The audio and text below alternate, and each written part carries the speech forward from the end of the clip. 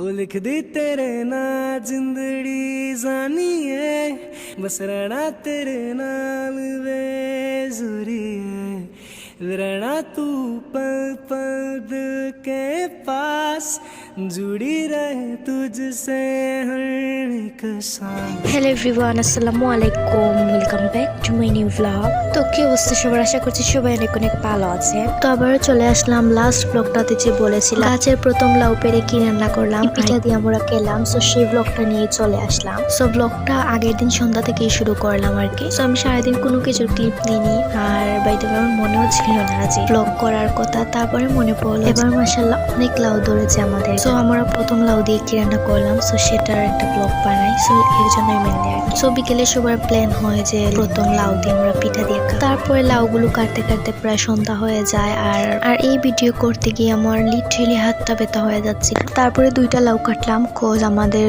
পরিবারে যেহেতু অনেক সদস্য। বাই দ্য ওয়ে লাউগুলো কিন্তু আমি কেটেছিলাম, আমার তো খুবই ভালো লাগছিল গাছের প্রথম লাউ, আলহামদুলিল্লাহ। তারপরে বাসায় লাউ নিয়ে আসলাম, দেন সবাই মিলে কাটাকুটি করলেন। তারপরে দেখলাম ওদিকে মেরা পিঠাও বানানো হচ্ছিল, লাইক আমার কাছে মনে হচ্ছিল ঈদ চলে আসছে। সো শীতের সময় আসলে আমাদের বাসায় বিভিন্ন রকম পিঠা বানানো হয়, ইনশাআল্লাহ যখন বানানো হবে তখন আপনাদের সাথে শেয়ার করব। বাই দ্য ওয়ে এগুলো কিন্তু মাটির হাঁড়িতে বানানো হয়, সো দেখতেই খুবই সুন্দর লাগছিল। আর ভিডিওটা জাস্ট দেখুন আপনারা। তারপরে আর কোনো কিছুর ক্লিপ দিতে পারিনি। তারপরে সকাল সকাল ঘুম থেকে উঠে দেখি খুব সুন্দর করে পিঠাগুলোকে ভেজে রাখা হয়েছে। আর রাতে হচ্ছে যে লাউ তরকারি রান্না করা হয়েছিল অ্যাকচুয়ালি সেই পিঠা দিয়ে খাওয়ার জন্য। আর এই পিঠাটা যখন একটু তেল দিয়ে ভাজা হয় আর ভেজে হচ্ছে, এই তরকারির সাথে পিঠাটা খেতে খুবই মজা লাগে। আর এটা আমাদের বাসার সবাই অনেক পছন্দ করে। তো আলহামদুলিল্লাহ খুবই মজা করে একটা নাস্তা করলাম সবাই মিলে। তারপরে হচ্ছে দুপুরে দেখলাম আলু দিয়ে আর গরুর মাংস দিয়ে রান্না করা হয়েছে। আমাদের বাসায় এত পরিমাণ গরুর মাংস আর আলু দিয়ে খাওয়া হয়, মানে আমি নিজেই কখনো কখনো টায়ার্ড হয়ে যাই বলতে বলতে। তো দেখতেই পাচ্ছেন আন্টি কি সুন্দর করে রান্না করে রেখেছেন।